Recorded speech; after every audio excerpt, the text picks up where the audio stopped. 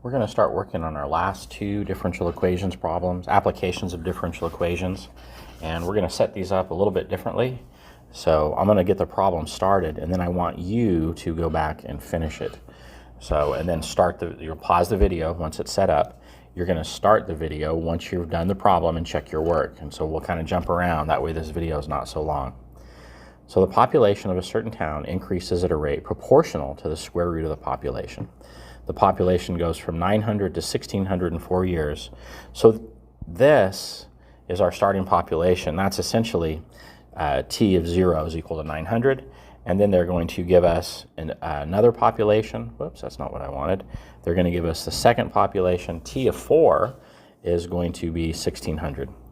And so the first thing we have to do is write our differential equation. And so we're talking about the rate of the population. So dp over dt is equal to k. And they say it's proportional to the square root of the population. So that is our differential equation. At this point, we're ready to set up and hopefully solve.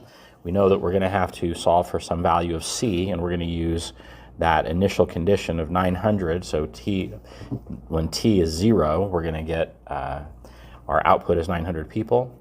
And when t is 4, we're going to have 1600.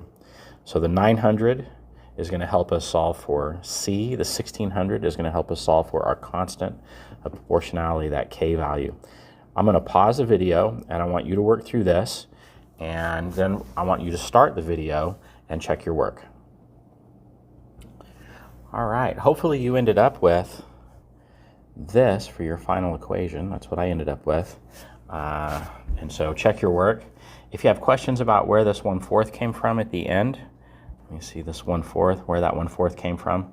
When I squared both sides right there, that 2 becomes a 4, right? 2 squared is 4, and I just moved it out from under as a 1/4. And so that makes it kind of nice. You could leave the 2 in there, right? And you could write your final answer as the whole quantity, 5t plus 60 divided by 2, and that whole thing squared if you wanted. I just moved that out and cleaned it up. So let's take a look at our next problem. What will the population be at the end of 10 years? We're going to round our answer to the nearest whole number of people. So all this is really asking us to do is find p of 10. So we're going to plug in 10 for our p value, and I'll give you a minute to write out your equation and put this in your calculator. You can restart the video and check your work. All right, here we go. So at the end of 10 years, the population will have grown to 3,025 people, and this concludes our applications of differential equations.